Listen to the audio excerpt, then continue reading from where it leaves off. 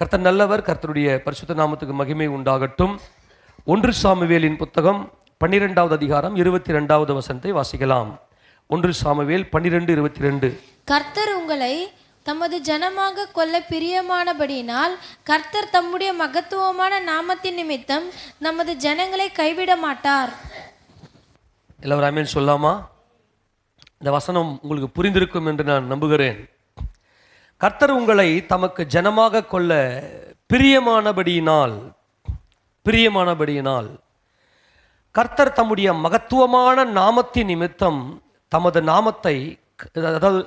ஜனத்தை கைவிட மாட்டார். தமது ஜனத்தை என்ன பண்ண மாட்டார்? கைவிட மாட்டார். நல்லா கவனிங்க. கர்த்தருடைய பரிசுத்த நாமம் மகிமைப்படுவதாக.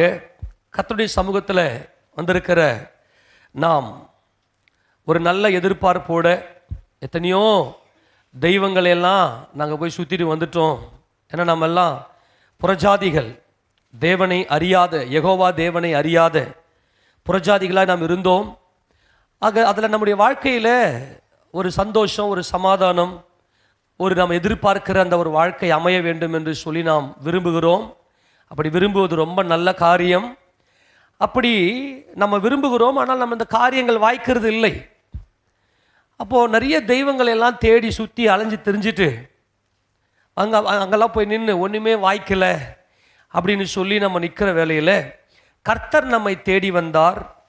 நம்முடைய வாழ்க்கையில் அற்புதங்களையும் அடையாளங்களையும் அவர் செய்து நம்முடைய வாழ்க்கையில் நம்பிக்கையை கொடுத்து நம்ம சபையிலையும் வைத்திருக்கிறார். இப்போ சபையில் ஒரு சில காரியங்களை நாம் செய்கிறோம். ஆண்டவர்கிட்ட ஜெபம் பண்ணி கேட்குறோம்.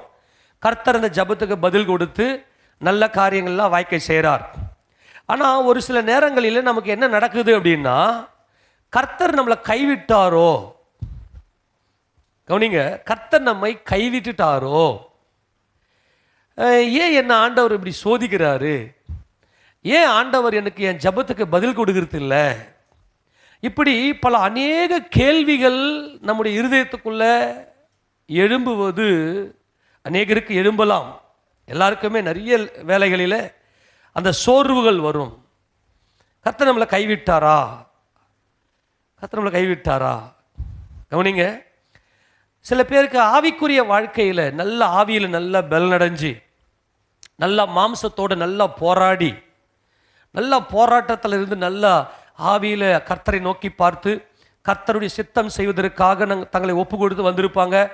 கொஞ்சம் நல்ல ஆவியில் பெல்லாம் வந்திருப்பாங்க. திடீர்னு பார்த்தா ஆவிக்குரிய வாழ்க்கையில் ஒரு பயங்கரமான ஒரு ஸ்ட்ரகிள், அப்படியே ஒரு கேள்விக்குறியா நிற்கிற மாதிரி, என்னடா இது நடுக்காட்டில் தவிக்கிற மாதிரியான அந்த ஃபீலிங்லாம் வரலாம். குறிப்பாக மாம்சீகத்தில் ஒரு சில போராட்டங்கள் நமக்குள்ளே ஏற்படுகிற தோல்விகளை விட ஆவிக்குரிய போராட்டத்தில் நம்ம வீழ்ந்து போகிற அந்த நேரத்தில் நமக்கு பயங்கரமாய் ஒரு நெருக்கம் நமக்குள்ளே சூழ்ந்து கொள்வதை நாம் உணரலாம். ஆனால் ஒரு காரியத்தை இன்றைக்கு கர்த்தர் நம்மோடு கூட பேசுகிறார், உறுதியாய் பேசுகிறார். எல்லாம் கவனிங்க, என்ன உறுதியாக பேசுகிறார் அப்படின்னா, கர்த்தர் தம்முடைய ஜனத்தை கைவிட மாட்டார் என்பதை நீங்கள் அறிந்து கொள்ள வேண்டும். ஆமேன் சொல்லுங்களேன். அது எந்த சூழ்நிலையாக இருக்கலாம், அது எந்த ஒரு தருணமாக இருக்கலாம். ஆனால் நமக்கு என்ன எண்ணங்கள் நம்முடைய எண்ணத்தில் தோன்றும் அப்படின்னா, கர்த்தர் நம்மளை கைவிட்டாரோ. நான் இப்போ இன்னைக்கு சொல்கிறேன், எந்த சூழ்நிலையிலுமே உங்களுடைய சூழ்நிலைகளில் அந்த எண்ணங்கள் வரும்போது நீங்கள் சொல்ல வேண்டிய ஒரே ஒரு காரியம், கர்த்தர் தம்முடைய ஜனத்தை கைவிட மாட்டார் என்பதே. ஆமீன் சொல்லுங்களேன். அல்லேலூயா. எல்லாம் ஒரு முறை அறிக்கை பண்ணுங்க, கர்த்தர் தம்முடைய ஜனத்தை கைவிட மாட்டார். எல்லாம் சொல்லுங்க, கர்த்தர் தம்முடைய ஜனத்தை. சரி, நான் இப்போ சொல்கிறேன். சரி, இப்போ நான் உங்களுக்கே ஒரு டெஸ்ட் வைக்கிறேன். இப்போ ஏன் கர்த்தர் தம்முடைய ஜனத்தை கைவிட மாட்டார், ஏன் கர்த்தர் தம்முடைய ஜனத்தை கைவிட மாட்டார் என்பதை முதல்ல ஏன் அவர் கைவிட மாட்டார், கர்த்தருடைய வாக்குத்தத்தம் எப்படிப்பட்டது என்பதை பார்க்கிறதுக்கு முன்பதாக சங்கீதம் 27 எடுத்துங்களேன். சங்கீதம் 27வது அதிகாரத்தில் அதுல 9வது வசனத்தை வாசிக்கும் போது, உமது முகத்தை எனக்கு மறையாதேயும், உமது முகத்தை எனக்கு மறையாதேயும், நீர் கோபத்துடன் உமது அடியேனை விலக்கி போடாதேயும், நீரே எனக்கு சகாயர், என் ரட்சிப்பின் தேவனே, என்னை நெகிழ விடாமலும் என்னை கைவிடாமலும் இரும். கவனிக்கிறீங்களா? என்னை நீங்க என்ன பண்ணிடாதீங்க ஆண்டவரே. நம்முடைய விண்ணப்பம் எதுவாக இருக்க வேண்டும்? ஏன் கர்த்தர் நம்மை கைவிட மாட்டார்? பாருங்க, நல்லா இதை புரிஞ்சுக்கணும். இப்போ ஒரு சில காரியங்கள் நமக்கு வாய்க்க வேண்டியதாக இருக்குமே, ஆனால் அந்த காரியங்கள் நமக்கு வெற்றியாக வர வேண்டுமே, ஆனால் அதை நம்ம உத்து பார்க்கும்போது ஏதோ வருது வரட்டும் பார்க்கலாம் அப்படின்லாம் ஊசலாடக்கூடாது. நிச்சயமாக இந்த வெற்றி எனக்கு வரும் அப்படின்னா அந்த காரியத்தை குறித்த ஒரு முழு ஆராய்ச்சி நமக்குள்ள இருக்க வேண்டும். ஒரு முழு தெளிவு நமக்கு இருக்கணும். நம்முடைய ஜெபம் எதுவாக இருக்குது அப்படின்னா, ஆண்டவரே எனக்கு எந்த சூழ்நிலையிலும் நீங்க என்ன பண்ணிடாதீங்க, கைவிட்டுறாதீங்க. ஏனென்றால் நமது கர்த்தர் ஜெயம் எடுத்திருக்கிறார். உமது முகம் ஏனென்றால் தேவன் அதரிசனமானவர். நம்மை தேவனுடைய ஜனங்களாக, தேவனுடைய பிள்ளைகளாக நம்மை தெரிந்து கொள்ளும்படியாய் தேவன் மாம்சத்தில் வெளிப்பட்டு அவருடைய முகம், அந்த முகத்தை பார்த்த உடனே அவர் யாருன்னு சொல்லிடலாம் இல்லையா? இன்னார்னு சொல்லிடலாம். நான் ஆராதிக்கிற என் கர்த்தர் யார் என்றால் யூதா கோத்திரத்து சிங்கம். ஆமெனா? அவர் ராஜாதி ராஜா, அவரே சர்வத்துக்கும் ராஜாதி ராஜா. ராஜாவை பார்த்து, கர்த்தாவே உமது முகம், நீர் மரித்து அடக்கம் பண்ணப்பட்டு உயிர் தெழுந்திருக்கிறீர், பிதாவாகிய தேவனுடைய சிங்காசனத்தின் வலது பாரிசத்திலே உட்கார்ந்திருக்கிறீர். அதனால யாரை நோக்கி பார்த்தாலும் எனக்கு சகாயம் உண்டாகாது. எனக்கு நம்பிக்கை இல்லை என் வாழ்க்கையில. இந்த வாழ்க்கை ஒரு மண்ணான வாழ்க்கை.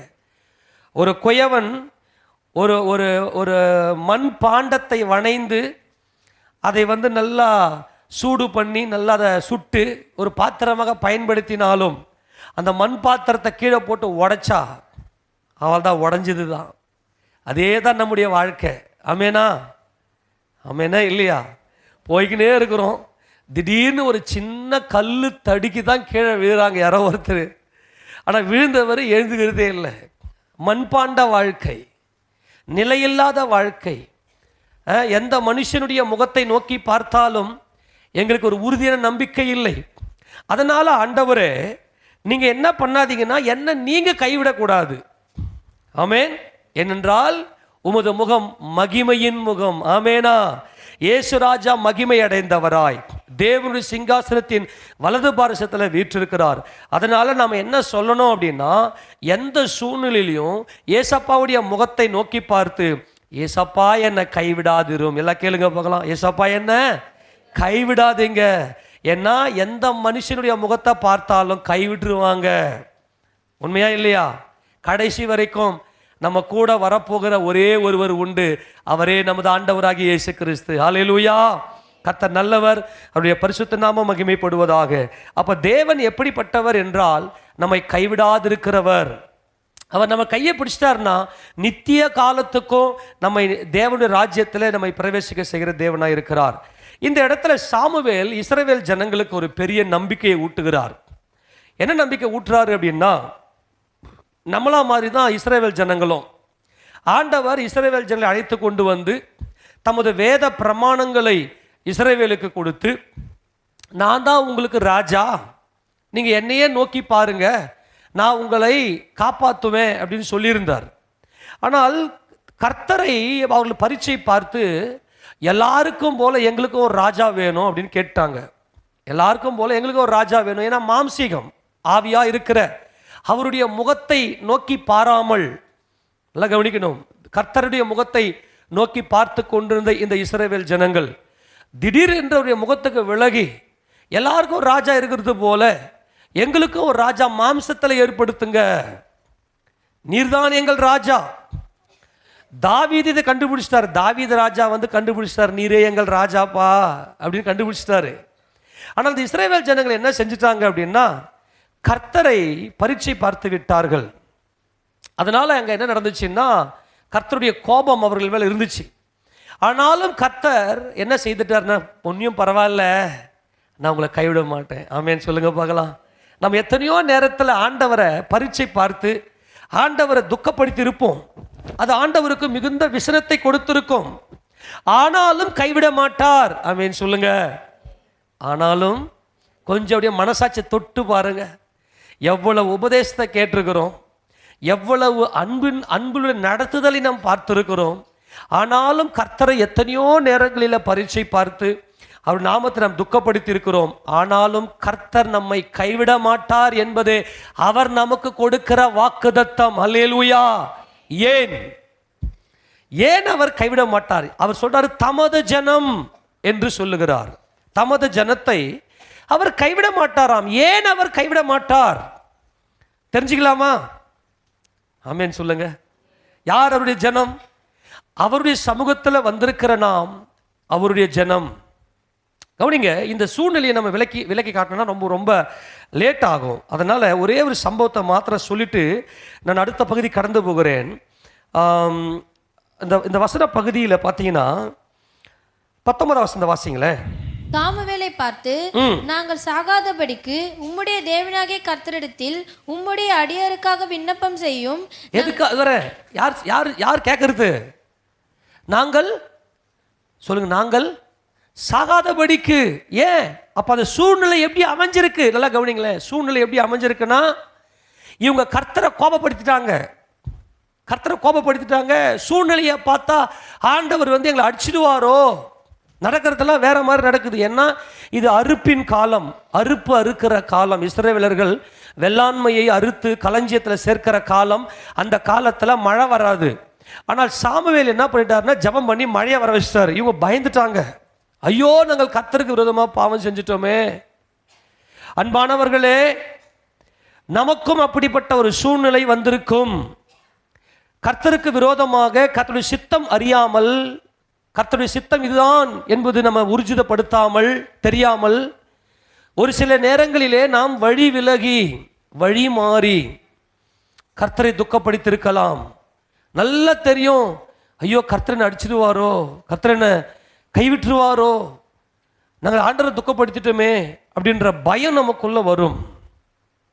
அந்த நேரத்தில் சாமுவேலை நோக்கி இவங்க கேட்குறாங்க, நாங்கள் சாகாதபடிக்கு உம்முடைய தேவனாகிய கர்த்தரிடத்தில் உம்முடைய அடியாருக்காக விண்ணப்பம் செய்யும். நாங்கள் செய்த எல்லா பாவங்களோடும் எங்களுக்கு ஒரு ராஜா வேண்டும் என்று கேட்ட இந்த பாவத்தையும் கூட்டிக் கொண்டோம் என்று ஜனங்கள் எல்லாரும் சொன்னார்கள். அப்பொழுது சாமுவேல் ஜனங்களை நோக்கி, பயப்படாதீங்கள். அல்லேலூயா. எல்லாரும் ஆமென் சொல்லுங்க. என்ன பண்ணாதீங்க? பயப்படாதீங்க. ஆமென் சொல்லுங்க. பயப்படாதீங்க. ஒருவேளை ஜெபிக்கிறதுக்கு ஆசை தான், காலையிலேருந்து ஜெபிக்கணும், அதே போல் யாரு கூட சண்டை போடக்கூடாது தீர்மானம் எடுத்திருப்போம். இதெல்லாம் தேவனுக்கு துக்கமான காரியமாச்சே, இதெல்லாம் நான் பண்ணக்கூடாது, யாருடைய சண்டை போடக்கூடாது, அப்புறம் நல்லா பைபிள் வாசிக்கணும், நல்லா இன்னைக்கு ஆண்டு சமூகத்தில் ஆவியில் பலனடையணும் அப்படின்லாம் ஆண்டுகிட்ட எவ்வளவோ பொருத்தனைகளை செய்து ஆண்டுகிட்ட நெருங்கணும்னு நம்ம நினைச்சிருப்போம். ஆனால் ஆண்டவருக்கு விரோதமாக கர்த்தரை தேடாமல் நாம் அவரை துக்கப்படுத்தியிருப்போம். அந்த சூழ்நிலையை பார்க்கும்போது நம்ம அழிஞ்சிருவோமோ, இல்லை நம்மளை ஆண்டவர் தண்டிச்சிடுவாரோ, அப்படிப்பட்ட எண்ணங்கள் எல்லாம் நமக்குள்ளே வருவது சகஜம். ஆனால் ஒரு காரியத்தை நான் சொல்லுகிறேன், நீங்கள் பயப்படாதீங்கள். ஏனென்றால் நம்முடைய தேவன் இரக்கம் உள்ளவர். ஆமேனா? அவர் அன்புள்ள தேவன். அவர் சொல்றாரு, பயப்படாதீங்கள், நீங்கள் இந்த பொல்லாப்பையெல்லாம் செய்தீர்கள், ஆகிலும் கர்த்தரை விட்டு பின்வாங்காமல் கர்த்தரை உங்கள் முழு இதயத்தோடும் சேவியுங்கள், விலகி போகாதிருங்கள். மற்றபடி பிரயோஜனமற்றதும் ரட்சிக்க மாட்டாததுமாய் இருக்கிற வீணானவைகளை பின்பற்றுவீர்கள், அவைகள் வீணானவைகளே. கவனிங்க, உங்க மனதுக்குள்ள ஏற்படுகிற அந்த எண்ணங்கள் எல்லாம் வீணானவைகள். அந்த எண்ணங்களுக்கு நீங்க செவி கொடுக்காதீங்க. அந்த எண்ணங்கள் தோன்றுவதற்கு நீங்கள் வழிவாசலை திறக்காதீர்கள். நல்லா கவனிக்கணும், ரொம்ப முக்கியமானது. ஏன் கர்த்தர் உங்களை கைவிட மாட்டார்? ஏன் நீங்க பயப்படாம இருக்கணும்? கர்த்தர் தம்முடைய ஜனத்தை ஒருபோதும் கைவிட மாட்டார். ஏன் என்றால் வாசிங்க, கர்த்தர் உங்களை தமக்கு கர்த்தர் உங்களை தமக்கு ஜனமாக்கி கொள்ள பிரியமானபடி. எல்லாம் சொல்லுங்க, கர்த்தர் உங்களை, நீங்க ஏன் ஜனம்? ஆமென். நீங்க இந்த உலகத்துல என் பேரை சொல்றதுக்காக உங்களை நான் தெரிந்து கொண்டேன்.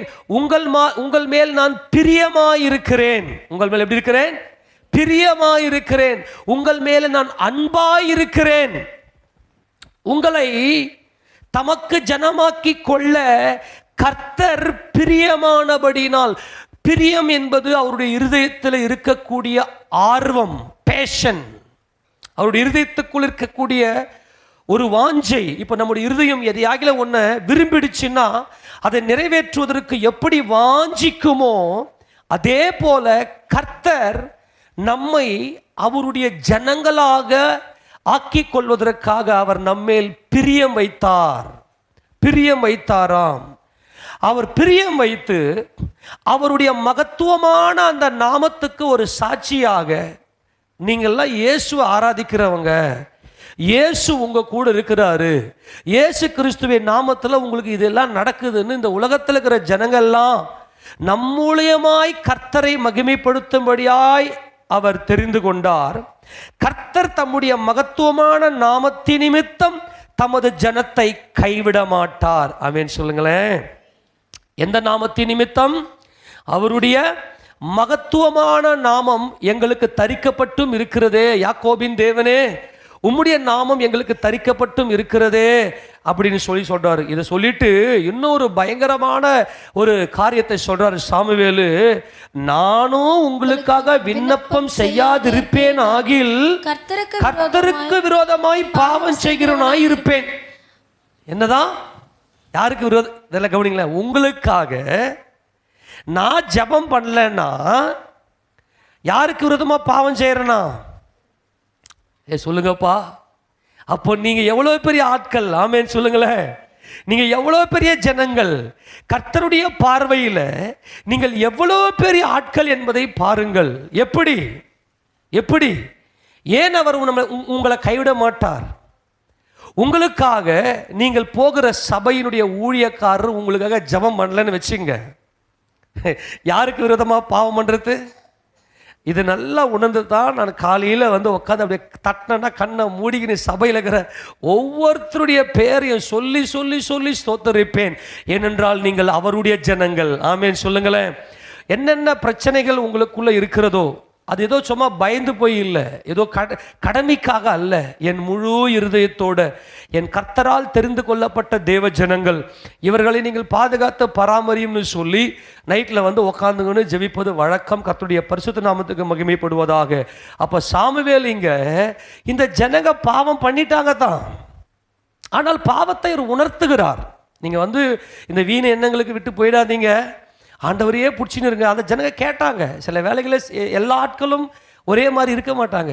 நம்ம இப்போ உதாரணத்துக்கு இந்த கிறிஸ்தவ சபை நடத்துறதுன்றது என்ன தெரியுமா? ஒரு தாய் ஒரு குழந்தைய பெத்து எடுத்து வளர்த்து ஆளாக்கி எடுத்துன்னு போகிற அந்த ஒரு பிரயாசம் எப்படி இருக்குதோ அதே பிரயாசம் தான். குழந்தைக்கு உடம்பு சரியில்லாமல் போயிடும். டாக்டர் என்ன சொல்லிடுவாருன்னா, இந்த மருந்து 4 மணி நேரத்துக்கு ஒரு முறை நீ கொடுத்துக்கினே இருக்கணும் குழந்தைக்கு, இல்லைனா அந்த குழந்தைக்கு உயிருக்கு ஆபத்துன்னு சொல்லிடுவார். இந்த தாய் என்ன பண்ணோம், பார்த்து கொடுக்கும். அந்த குழந்தை என்ன பண்ணணும்னா, இதில் தாயா இது இவளுக்கு இப்படி கசப்பை எடுத்து எனக்கு வாயில ஊற்றுதேன்னு சொல்லி அந்த மருந்தை பார்த்ததுமே அந்த குழந்தை அந்த தாயை பார்த்து ஓடும் பாருங்க. அதே தான் இன்னைக்கு ஊழியக்கார் பாஸ்டர் சொல்லுவார், அது உங்களுக்கு கசப்பாக இருக்கும், அப்படியே கசப்பாக இருக்கும். ஏடா இவர் இங்கே ஒரு மாதிரி பேசுகிறாரு, அங்கே ஒரு மாதிரி பேசுகிறாரு. நிறைய பேருக்கு புரிய மாட்டேங்குது. கர்த்தர் நல்லவர், கர்த்தர் எல்லா நேரத்திலையும் ஒரே நேரம் மாதிரி தான் இருக்கிறார். ஆனால் இது ஆவிக்குரிய வாழ்க்கை இல்லையா, புரியறது இல்லை. ஆனால் இந்த இடத்துல சாமுவேல் இந்த இஸ்ரவேல் ஜனங்களுக்கு ஒரு மாபெரும் நம்பிக்கையை ஊற்றுறாரு. இந்த பாருங்க, தப்பு பண்ணிட்டீங்க, ஆனால் கர்த்தரை பிடிச்சிங்க, நானும் உங்களுக்காக விண்ணப்பம் செய்வேன். அப்படி விண்ணப்பம் நான் செய்யலைன்னா, உங்களுக்காக நான் விண்ணப்பம் செய்யலைன்னா, நான் கர்த்தருக்கு விரோதமாக நான் பாவம் செய்கிறேன். காரணம், கர்த்தர் உங்களை தமக்கு ஜனமாக தெரிந்து கொண்டிருக்கிறார். உங்களை ஒருபோதும் கைவிட மாட்டார். கரங்களை ஆமென் சொல்லுங்களேன். கர்த்தர் நல்லவர். எத்தனை பேர் உணர்ந்திருக்கிறீங்க? அப்படி என்னத்தை பார்த்துட்டார் உங்ககிட்ட? அப்படி என்னத்தை பார்த்துட்டார்? நான் மறுபடியும் சொல்லுகிறேன், எந்த சூழ்நிலையிலும் உங்கள் இருதயத்தில் நீங்கள் சஞ்சலப்படாமல் இருக்கும்படியாக நான் உங்கள் அன்பாய் கேட்டுக்கொள்ளுகிறேன். ஏன் அப்படின்னு சொன்னா, ஏன் கர்த்தர் உங்களை கைவிட மாட்டார் அப்படின்னா, அவர் யாரை தமக்கு சொந்த ஜனமாக தெரிந்து கொள்ளுகிறார் என்பதை நீங்கள் அறிந்து கொள்ள வேண்டும். அவர் யாரை தமக்கு ஜனமாக தெரிந்து கொள்ளுகிறார்? அவர்தான் ராஜாதி ராஜா. ஆனால் மனுக்குலம் எல்லாம் என்ன செய்யுதுன்னா, நான் தான் ராஜான்னு ஒவ்வொருத்தனும் நல்ல எல்லா விதமான சொகுசான வாழ்க்கையை வச்சுன்னு வாழறான் இல்லையா? ஆனால் கர்த்தர் யார் மேல அன்பு கூறுகிறார்? யாரை அவர் நேசிக்கிறார்? அவர் யார் மேல் பிரியம் கொள்ளுகிறார் என்றால், உபாகமம் 7ஆம் அதிகாரம் 7ஆம் வசனத்தை வாசிக்கும் போது, உபாகமம் 7ஆம் அதிகாரம் 7ஆம் வசனத்தை வாசிங்களேன்.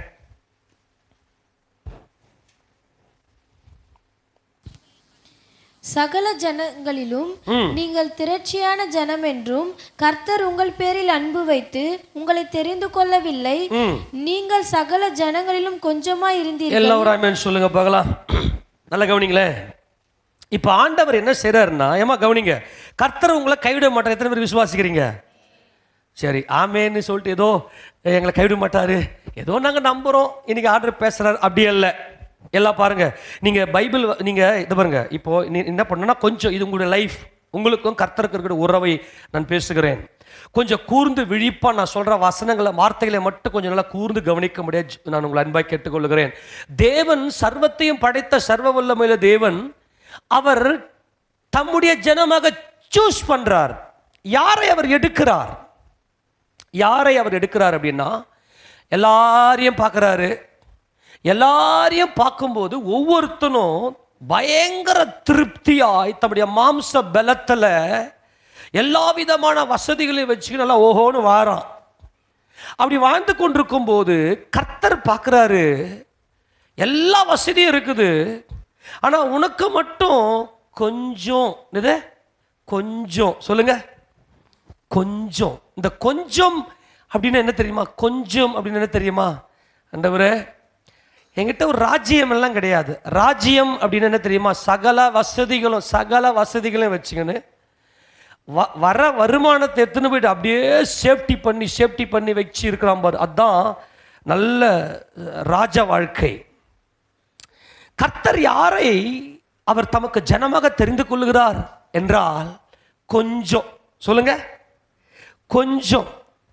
இப்போ நம்ம அநேக வேலைகளிலே நாம் என்ன செய்வோம் என்றால், இஸ்ரவேல் ஜனங்களுக்கு ஆண்டவர் என்ன வாக்குத்தத்தம் கொடுக்குறாருன்னா, உன் பிதாக்களை, உன் ஜனங்களை, பிதாக்களுடைய ஜனங்களாகி உங்களை நான் எப்படி தெரிந்து கொண்டேன் என்றால், மற்ற ஜனங்களை பார்க்கல நீங்கள் ரொம்ப திரளாக இருக்கிறீங்க, பெரிய கூட்டமாக இருக்கிறீங்க, அதனால நான் உங்களுக்கு தெரிஞ்சுக்கணும்னு நினைக்காதீங்க.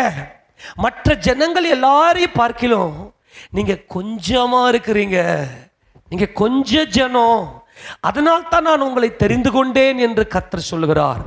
கர்த்தர் யாருக்கு கர்த்தர் என்றால் கொஞ்சம். இந்த கொஞ்சம் அப்படின்னா என்ன தெரியுமா? எல்லாருடைய மனசுக்குள்ளேயுமே விழுந்து போன சுபாவம் இருக்கிறது. நாங்கள் எல்லாரும் இந்த உலகத்தில் எல்லாருக்கும் பெருமையா, என் சொந்த பந்தங்களுக்கு மத்தியில், என் ஊருக்கு மத்தியில் நாங்கள்லாம் ரொம்ப நல்லா பரபரப்பாக நல்லா மகிமையாக வாழணும் அப்படின்னு ஆசை. மற்றவங்களாம் நிறைய பேர் நல்லா அப்படி தான் வாழ்ந்துன்னு இருக்கிறாங்க. ஆனால் நமக்கு என்ன நடந்துச்சு தெரியுமா? நமக்கு என்ன நடந்துச்சு தெரியுமா? நல்லா ஒரு நல்ல ஒரு சொந்தமாக ஒரு நல்லா ஃப்ரீயாக ஒரு இடம் வாங்கி ஒரு வீடு கட்டி நம்ம பிள்ளைங்களெல்லாம் படிக்க வச்சு அந்த பிள்ளைங்களுக்கு ஒரு நல்ல ஒரு எதிர்காலத்தை கொடுத்து நல்ல ஒரு வாகனம், ஒரு பொதுவாக பெரிய ஆடம்பரம்லாம் இல்லை, ஒரு பொதுவாக ஒரு நார்மல் லைஃப் வாழலாம் அப்படின்னு சொல்லி நம்ம திட்டம் போட்டிருப்போம். ஆனால் என்ன நடந்துச்சு அப்படின்னு பார்த்தா, எதுவுமே வாய்க்கலை, எதுவுமே இல்லை. அந்த ஒரு வாழ்க்கை வாழ்வதற்கான அந்த ஒரு சூழ்நிலை கொஞ்சம் கூட அமையல. வேற வழியே இல்லை, செத்து போறது தான் நல்லது, சாகிறது தான் வழி. அந்த ஸ்டேஜில் எங்கேயோ கொஞ்சம் நம்பிக்கை, கொஞ்சம் நம்பிக்கை, கொஞ்சம். இந்த பாருங்களேன், இந்த கொஞ்சம் இல்லைன்னா செத்து போயிருக்கணும். தேவன் யாரை தம்முடைய ஜனமாக தெரிந்து கொள்கிறார் என்றால் கொஞ்சம். எல்லாரும் நல்லா படிக்கிறாங்க, என்னால் படிக்க முடியல, ஏதோ கொஞ்சம், ஏதோ கொஞ்சம், ஆமே, ஏதோ கொஞ்சம் படிக்கிறேன். எல்லாரும் நல்லா பெரிய பெரிய வேலைலாம் செய்கிறாங்க, நிறைய சம்பாதிக்கிறாங்க. ஆனால் எனக்கு அந்த கொஞ்சம், ஏதோ நானும் வாழ்ந்துட்டு போகிறேன். இந்த கொஞ்சம் அப்படின்னா என்ன தெரியுமா? இந்த கொஞ்சம் அப்படின்னு என்ன தெரியுமா? ஆண்டவரே, மனசுக்குள்ள நம்ம ஆண்டவரை ஏற்றுக்கொள்ளாமல் இருந்த நாட்களில் கூட எந்த ஸ்டேஜில் நம்மளை தேடி வரார் அப்படின்னா, நமக்கு நாமே ஒரு ஆறுதல் சொல்லிக்கணும். நமக்கு நாமே ஒரு ஆறுதல் சொல்லிக்குவோம் பார்த்தீங்களா? அது யாருக்குமே தெரியாது. எல்லாரும் நம்மளை கைவிட்டிருப்பாங்க. சூழ்நிலைகள்லாம் பார்த்தா எல்லாமே தோல்வியாக இருக்கும். ஒரு இடத்துல கூட நம்ம இறங்கி அடுத்த ஸ்டெப் மூவ் பண்ணலாம் அப்படின்லாம் இருக்காது. நமக்கு நாமே ஆறுதல் படுத்திக்கிட்டு, கண்டிப்பாக கடவுள்னு ஒருத்தர் இருந்தார்னா நம்ம சந்திப்பார். அவரே நமக்கு தஞ்சமாக இருப்பார், அவரே நமக்கு தஞ்சமாக என்னை வாழ வைப்பாருன்னு ஏதோ இந்த பூமியில் வாழறதுக்கு கொஞ்சோண்டு நம்பிக்கை, அந்த ப்ளீஸ் அந்த கொஞ்சத்தை கொஞ்சம் நீங்கள் உணர்ந்து கொள்ளும்படியே நான் அன்பாக கேட்கிறேன். எல்லாரையும் பார்க்கும்போது பயம் வரும். உண்மையாக சொல்லுகிறேன், நான்லாம் ஆண்டவர் என்னை ஊழியத்துக்கு அழைக்கிறாருன்னு எனக்கு தெரியல. ஆனால் எல்லாரையும் போல தான் நானும் வாழணும் அப்படின்னு நிறைய கற்பனைகள், கோட்டைகளை கட்டின்னு போகிறேன். நான் வைக்கிற அந்த கற்பனை, அந்த கோட்டைகளை என் கண் முன்னாடியே தகர்ந்து போகுது. தகர்ந்து போகிறது மட்டும் இல்லை, எல்லாருக்கும் தெரியுது.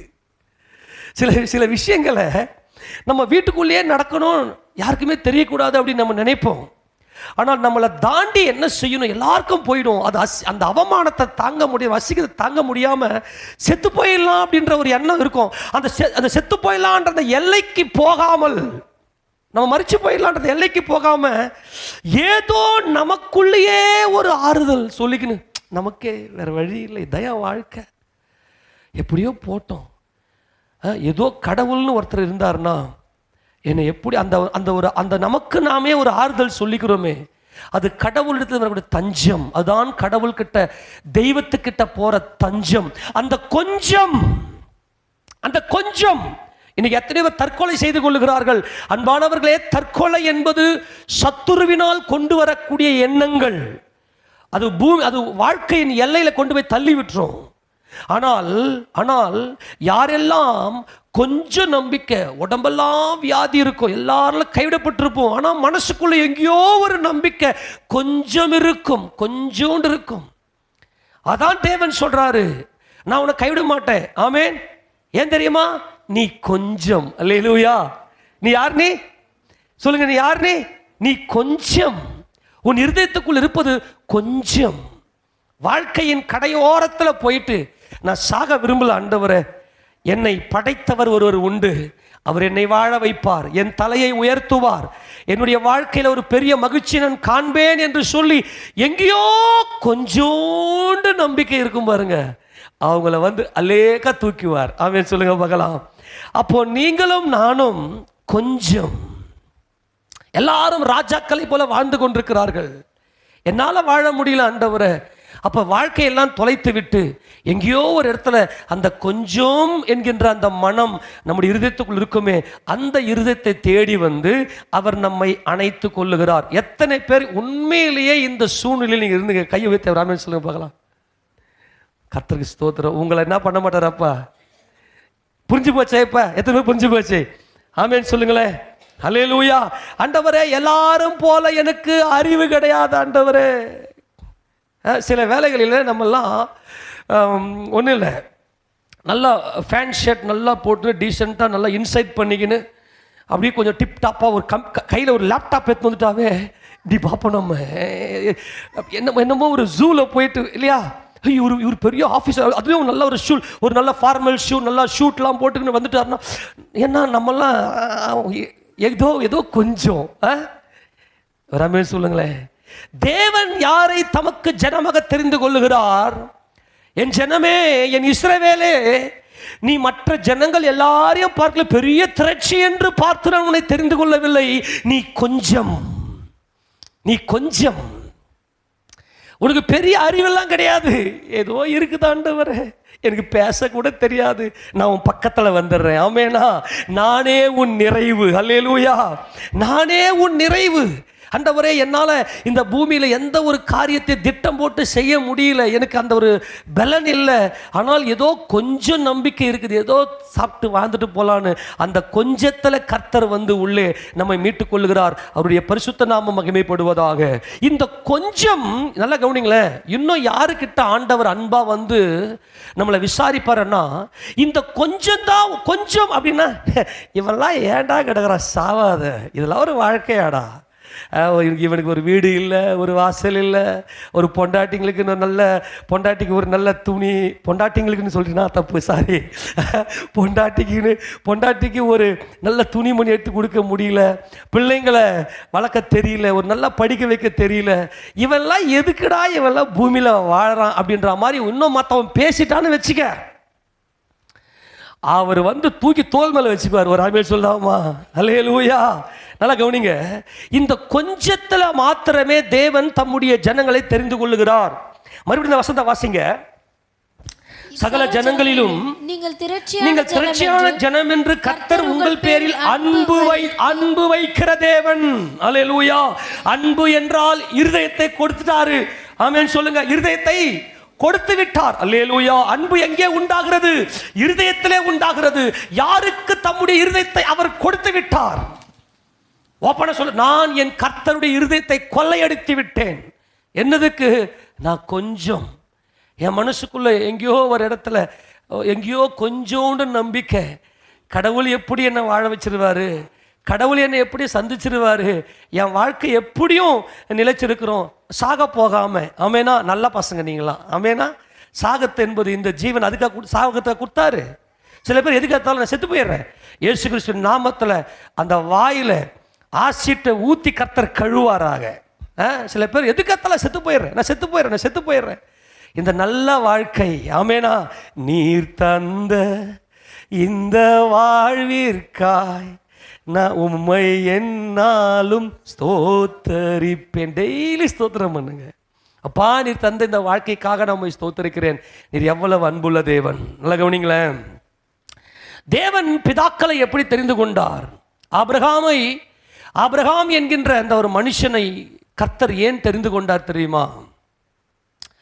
இந்த ஆதாமுக்குள்ள கர்த்தர் இந்த கொஞ்சம் என்கின்ற அந்த மனத்தாழ்மையை எதிர்பார்த்தார். ஆனால் ஆதாம் நான் நிர்வாணி அப்படின்னு சொல்லிட்டு தேவ அன்பை விட்டு வெளியே வந்து விட்டார். ஆனால் ஆபிரகாம் என்கின்ற ஒரு மனுஷனை கர்த்தர் சந்திக்க வந்தார். மம்ரேயின் சமபூமியிலே அவர் கூடார வாசல் இருந்த போது, கர்த்தர் அந்த மம்ரேயின் சமபூமிக்கு வந்தபோது ஆபிரகாம் ஓடி கர்த்தரின் சமூகத்தில் தரை மட்டும்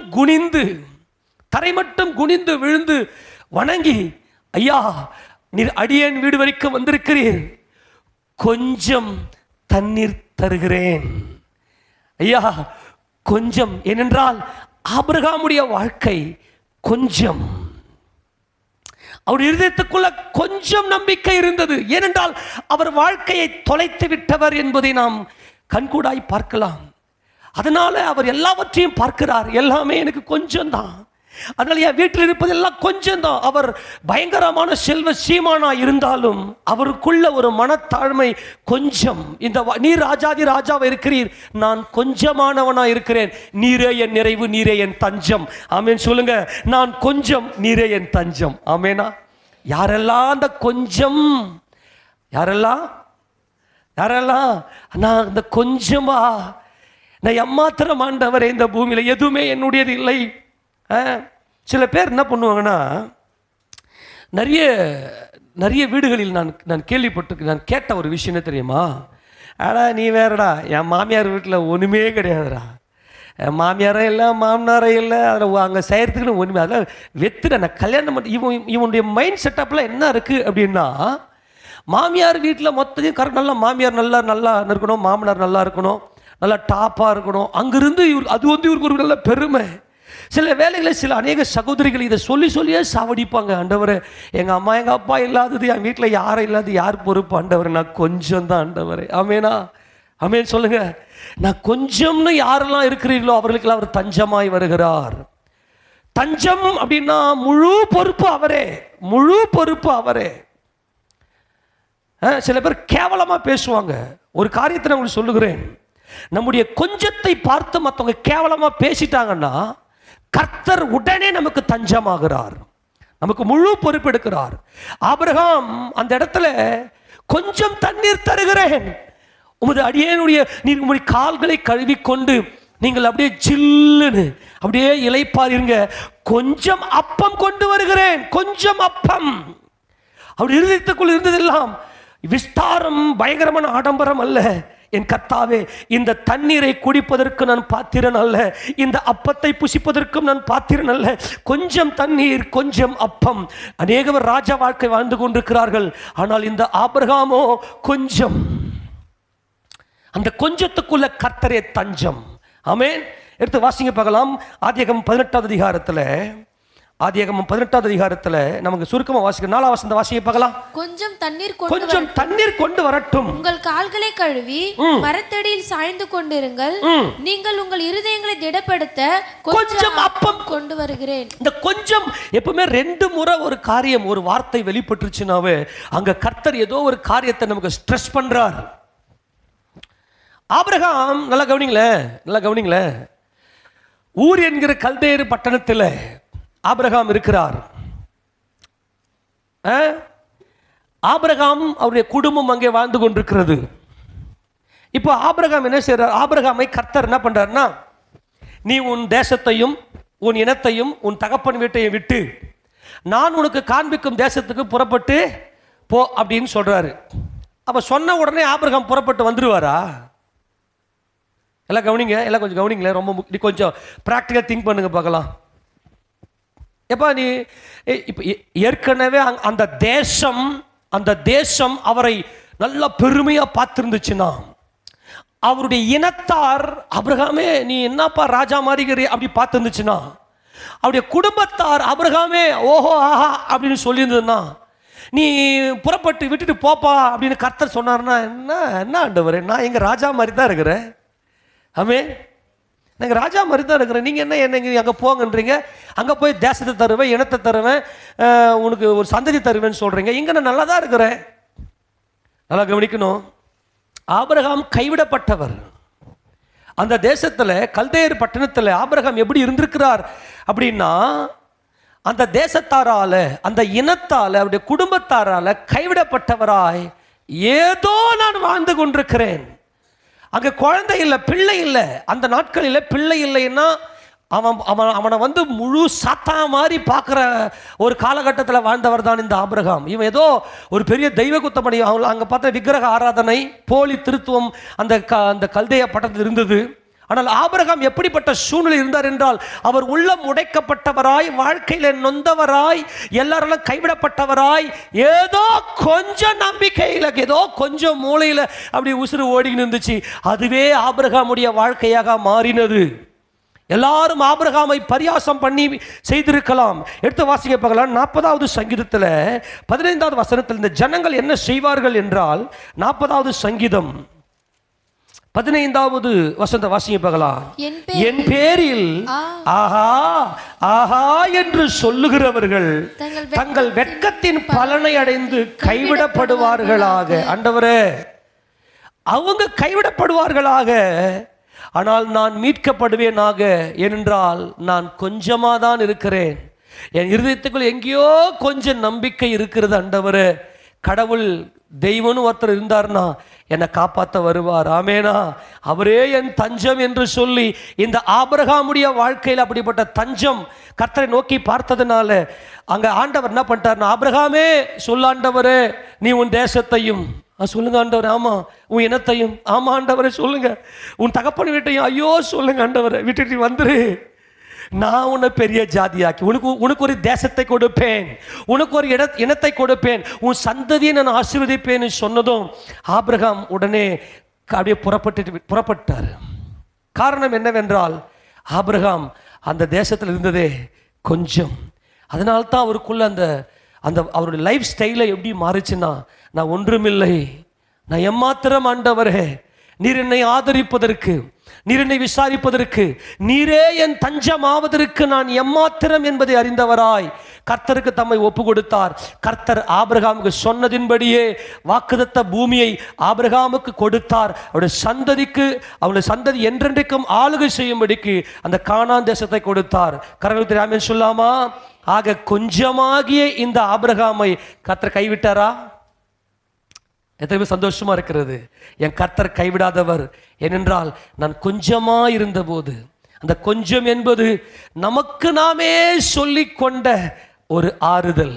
எல்லாரால கைவிடப்பட்டு, இப்போ சில வேளைகளில் தெருவில் நடக்கிறதுக்கே நம்முடைய முகம் எல்லாம் அப்படியே கூனி குறுகி போயிருக்கும். யார் முகத்தையும் பார்க்கறதுக்கு வெக்கமா இருக்கும், தெருவில் நடக்கிறதுக்கு அசிங்கமா இருக்கும். ஆனால் நமக்கு நாமே ஒரு ஆறுதலை கொடுத்துக்கணும். நம்முடைய முகத்தை அப்படியே கற்பாறையை போல் ஆக்கி, இயேசுராஜா அப்படித்தான் இந்த பூமியிலே வாழ்ந்தார். தமது முகத்தை கற்பாறையை போல் ஆக்கி அப்படியே ஏதோ கொஞ்சம் வாழ்ந்தாரே, அங்கதான் கர்த்தர் நமக்கு தஞ்சமாய் வருகிறார். ஆமென் சொல்லுங்களேன். யாக்கோபு எப்படிப்பட்டவர்?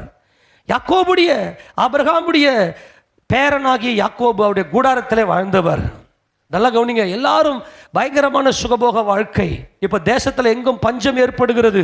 அந்த பஞ்ச காலத்தில் அங்கே எகிப்திலே தானியம் விற்கப்படுகிறது என்று கேள்விப்பட்டதும் யாக்கோபினுடைய அறிக்கையை பாருங்கள் பார்க்கலாம். 43வது அதிகாரம் ஆதியாகம புத்தகத்தில் வாசிங்க பார்க்கலாம். 1-2 வாசிங்க. யாக்கோபு தன் கண்களை இல்லம்மா, 43வது அதிகாரம் 1-2 வசனங்கள். தேசத்திலே பஞ்சம் கொடிதாயிருந்தது. எகிப்திலிருந்து அவர்கள் கொண்டு வந்த தானியம் செலவழிந்த போது அவர்கள் தகப்பன் அவரை நோக்கி, நீங்கள் திரும்ப போய் நமக்கு கொஞ்சம் தானியம் வாங்கி கொண்டு. எல்லாம் கவனிங்க. இந்த கொஞ்சம் என்ன அர்த்தம்? அவருடைய மனநிலையில எங்களுக்குன்னு யாரும் இல்லை ஆண்டவரே. ஆமென். இந்த நேரத்தில் ஏதோ கொஞ்சம் இருந்தால் எங்கள் வாழ்க்கை ஓடிவிடும். ஏதோ கொஞ்சம் இருந்தால் எங்கள் வாழ்க்கை ஓடிவிடும். அவங்க சீகேம் பட்டணத்தில் அங்கே போய் கூடாரம் போட்ட போது தீனாலின் நிமித்தம் அந்த சீகேமின் அந்த மனுஷர்கள் எல்லாம் லேவியும் சிமியோனும் போய் அழித்த போது அவர் அப்படி பதறுவார். ஐயோ, நான் கொஞ்ச ஜனம் அல்ல, அந்த கொஞ்சம். ப்ளீஸ், உங்க இருதயத்தை பயங்கர விஸ்தாரமாக்கி உலக பொருள்கள் நிரப்ப வேண்டாம். உங்களால் நிரப்ப முடியாது. ஏன்னா நீங்க கொஞ்சத்திலிருந்து வந்தவர்கள். ஆமேனா? ஏதோ கொஞ்சம். உண்மையா சொல்லுகிறேன், கர்த்தர் உங்கள் இருதயத்தை பார்க்கிறார். சபையில வந்திருக்கிற தேவ ஜனமே, உங்கள் கொஞ்சத்தை பார்த்து அவரே தஞ்சமானார். அங்கே சொல்லுவார் யாக்கோபு, ஐயோ என் ஜனங்கள் கொஞ்சம் அல்லவா, என் ஜனங்கள் கொஞ்சம் அல்லவா, இந்த கொஞ்ச ஜனத்தை அவர்கள் அழிக்க வந்து விடுவார்களே என்று அவர் பரிதவிக்கிறார். அந்த வசனத்தை வாசிங்களேன். 34வது அதிகாரத்தில் அந்த அந்த வார்த்தையை அவர் சொல்லுவார். அந்த கொஞ்ச ஜனம் அப்படின்னு எடுத்து வாசிக்க பார்க்கலாம். 30வது வசனத்தை வாசிக்க பார்க்கலாம். 30. அப்பொழுது யாக்கோபு சிமியோனையும் லேவியும் பார்த்து, இந்த ஜனத்தில் குடியிருக்கிற, இந்த தேசத்தில் குடியிருக்கிற கானானியரிடத்திலும் பெரிசியரிடத்திலும் என் வாசனையை கெடுத்ததினாலே என்னை கலங்க பண்ணினீர்கள். நான் கொஞ்ச ஜனம் உள்ளவன். அந்த மனசுக்குள்ள, அந்த இருதயத்துக்குள்ள, யாக்கோபுக்குள்ள நான் கொஞ்ச ஜனம் அல்லவா. சில வேளைகளில் நமக்கு சண்டை அப்படின்னு வரும்போது அவங்களாம் அந்த பங்காளிங்க இவங்கெல்லாம் சேர்ந்து வந்து நம்மக்கிட்ட வந்து முன்னாடி நிற்பாங்க. நம்ம பக்கத்தில் யாருமே இருந்திருக்க மாட்டாங்க.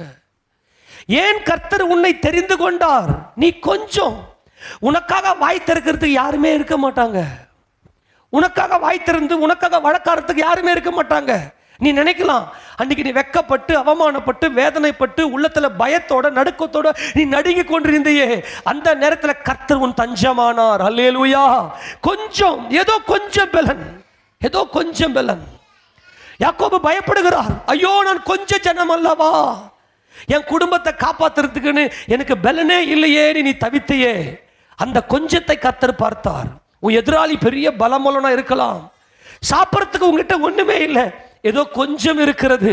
ஏதோ என் பிள்ளைங்களுக்கு ஏதோ கொஞ்சத்தை நான் கொடுத்து எப்படியோ என் பிள்ளைங்களை கால் வைத்தியாவது நிரப்பணும்னு சொல்லி இருந்த காசு பணத்தை வச்சு கொஞ்சம் கொடுத்தோமே, அந்த கொஞ்சத்தை கர்த்தர் பார்த்தார். அவரே நம்முடைய தஞ்சமானார். அல்லேலூயா. அந்த நெருக்கம், நம்மை சுத்தி இருக்கிற அந்த நெருக்கம், அந்த நெருக்கப்படுகிற அந்த வேலை. சில வேலைகளில் இந்த யாக்கோபு சொல்லுவார், நல்லா கவனிங்களேன். பார்வோன் கேட்பாரு, ஐயா உங்க வயசு என்ன அப்படின்னு. 37 திருப்பிங்களே, சாரி, ஆதியாகமம் 47:9 வாசிங்களேன். உங்க வயசு என்ன அப்படின்னு பார்வோன் கேட்கும்போது, அதற்கு யாக்கோபு, நான் பரதேசியா சஞ்சரித்த நாட்கள் 130 வருஷம், என் ஆயுசு நாட்கள் கொஞ்சம். பிதாக்கள் எல்லாருமே எப்படி இருந்தார்கள் என்றால் கொஞ்சம். ஆண்டவரே, தேவனுக்கு முன்பதாக வைத்து, நீர் எவ்வளவு பெரிய தேவன் ஐயா, நாங்கள் கொஞ்சம் ஆண்டவரே, நாங்கள் கொஞ்சம். யாரெல்லாம் உங்களுக்கு விரோதமாய் அவங்க வாயில ஆஹா ஆஹா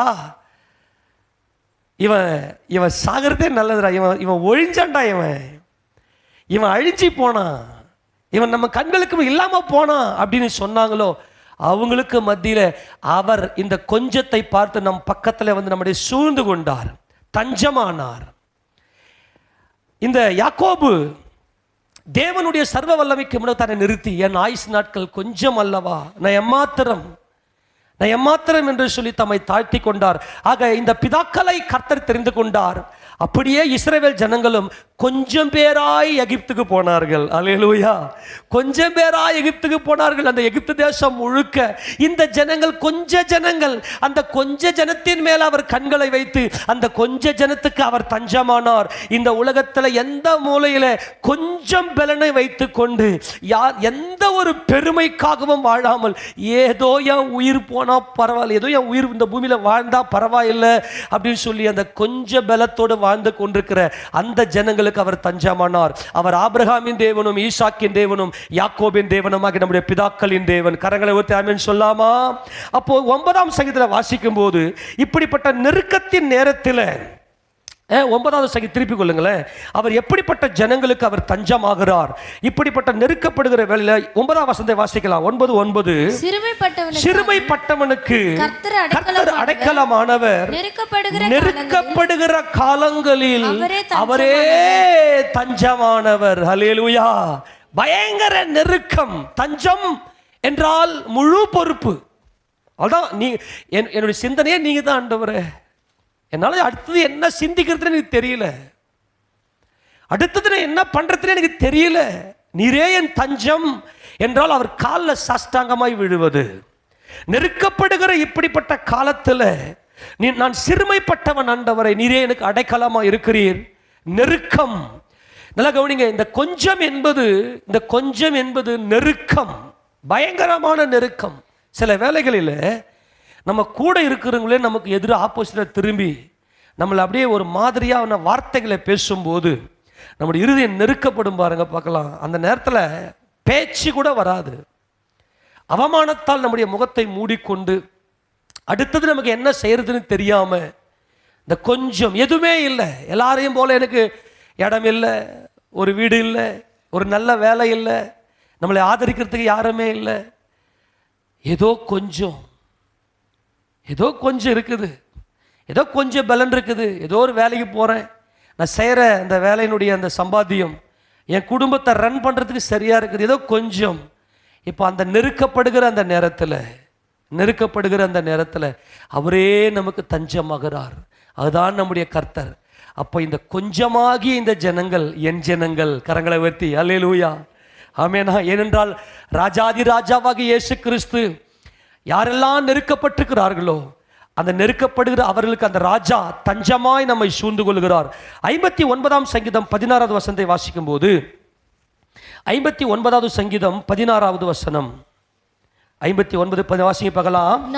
நானோ உம்முடைய வல்லமையை பாடி காலையிலே உம்முடைய கிருபையை மகிழ்ச்சியோடே புகழுவேன். எனக்கு நெருக்கம் உண்டான நாளிலே நீர் எனக்கு தஞ்சமும் உயர்ந்த அடைக்கலமானீர். ஹல்லேலூயா. இந்த தஞ்சம் என்பது நெருக்கம்.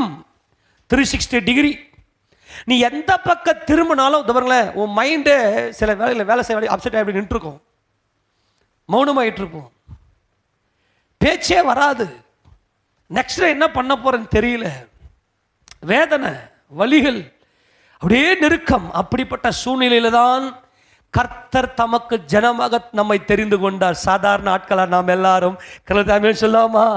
அந்த நெருக்கப்படுகிற அந்த நேரங்களிலே நம்முடைய இருதயத்துக்குள்ள வந்து ஒரு மாபெரும் நிறைவை நமக்கு கொடுத்து, ஒரு பரிபூர்ணமான வல்லமையினால், அவருடைய ஓங்கிய புயத்தினால், அவருடைய பலமுள்ள கரத்தையும் அவருடைய ஓங்கிய புயத்தையும் நமக்கு காண்பித்தாரே. நானோ உம்முடைய வல்லமையை பாடி. இப்போ பாட்டு பாடுறதுக்கு, நல்ல ஆராதனை பண்ணுறதுக்கெல்லாம் ஒரு வர்ஷிப் லீடர்லாம் வேணும்லாம் ஒன்றும் அவசியம் கிடையாது. வரங்கள் எல்லாம் ஒன்றுத்துக்கும் உபயோகப்பட பரிசுத்தவாங்க. அந்த நாட்களில் சிங்கர்லாம் சின்னரு. உனக்கு கர்த்தர் வந்து உன் கொஞ்சத்தில் ஏதோ, அதாவது உனக்கு நீயே ஆறுதல் படுத்திக்கவே, அந்த ஆறுதலை உடைக்கிறதுக்கு 4 பேர் வெயிட் பண்ணியிருப்பான். உனக்கு நீ ஆறுதல் படுத்தின்னு இருப்ப. ஏதோ நமக்கு படிப்பெல்லாம் ஒன்றும் ஏறல, அம்மா அப்பாலாம் நல்லா நம்பிக்கை வச்சாங்க. இல்லைம்மா எனக்கு படிப்புலாம் ஒன்றும் ஏறலம்மா, நான் எங்கேயோ ஒரு சின்ன ஒரு இதில் ஒரு மெக்கானிக் ஷெட்லையோ இல்லை எங்கேயோ போயிட்டு நான் ஏதோ ஒன்று பண்ணி நம்ம எப்படியோ நம்ம குடும்பத்தை ரன் பண்ணிக்கலாம், நம்ம அம்மா அப்பா காப்பாற்றிக்கலான்ற எண்ணங்கள் உள்ளுக்குள்ளே இருக்கும். அடா பாவி, உன்னை நான் படிக்க வச்சேனாடா, உன்னை இப்படிலாம் கஷ்டப்பட்டு பண்ணனாடா, நீ எல்லாம் இப்படி பண்ணிட்டு போயிட்டாடா. இந்த நமக்கு நாமே அந்த நெருக்கு அப்படியே யார் சொன்னாலும் நம்முடைய வார்த்தையில் ஏற்றுக்கவே மாட்டாங்க, புரிஞ்சிக்கவே மாட்டாங்க. கர்த்தர் என்ன ஊழியத்துக்கு அழைக்கிறார் ஒரு பக்கம். ஏன்னா பார்க்குறவங்கெல்லாம் அடா பாவி, கல்யாணம் வர பண்ணிக்கினேன், பிள்ளைங்கள வர ஆகிப்போச்சு, வேலைக்கே போகாமல் சுற்றி நிற்கிறேன், நான் என்ன பண்ணுறது? எந்த பக்கம் போனாலும் நெருக்கம் இல்லையா? அந்த நேரத்தில் எனக்கு நானே ஆறுதல் படுத்தி கொண்டு என் கர்த்தர் என்னை நடத்த ஆரம்பிப்பார், எனக்கு நிச்சயமாக என்னை கைவிட மாட்டார். அதுதான் அந்த கொஞ்சம் யாருக்குமே புரியாத அந்த நேரத்தில் அவருடைய வல்லமை இருக்கே, அவருடைய ஜெயமெடுத்த வல்லமை இருக்கே, அந்த வல்லமை அப்படியே நம்முடைய இருதயத்துக்குள்ள வந்து அந்த கொஞ்சத்தில் ஒரு மாபெரும் தஞ்சமாக, இப்ப கர்த்தர் நமக்கு வாக்குத்தத்தங்களை கொடுத்து நம்முடைய இருதயத்துக்குள்ள வந்து பேசுவாரு. அப்ப பிறக்கம் பாருங்க, கம்பீரம், காண்டாமிருகத்துக்கு ஒத்த பலன் நமக்கு வரும். அப்படியே லைஃப்ல அப்படியே நம்ம கற்பனை கர்த்தர் வாக்குத்தத்தங்களை அள்ளி அள்ளி கொடுப்பாரு. அந்த வாக்குத்தத்தங்களை நம்முடைய இருதயத்துக்குள்ள ஆறுதலை கொடுத்து அந்த கொஞ்சம் பயங்கர நிறைவாயிருக்கும். நானோ உம்முடைய வல்லமையை பாடி, கர்த்தருடைய அந்த உயிர்த்தெழுந்த வல்லமையை பாடி, காலையிலே உம்முடைய, இப்பெல்லாம் நிறைய பேர் எல்லாம் காலையில எழுந்து ஜெபிக்கிறீங்களே, முன்னாடி எல்லாம் காலைனா என்னன்னே தெரியாது. காலையில எழுந்து ஜெபிக்கிறதுக்கு என்ன காரணம் நீங்க நினைக்கிறீங்க? நீ ஏன் போயிட்டு நல்லா டைட்டா சாப்பிட்டு நீ பத்துக்குன்னு தூங்குனா கூட உன் உயிர்ல கலந்த உன் கர்த்தர், ஹல்லேலூயா, உன்னை காலையில வந்து எழுப்பி அந்த மனசு அலறடிக்கும்.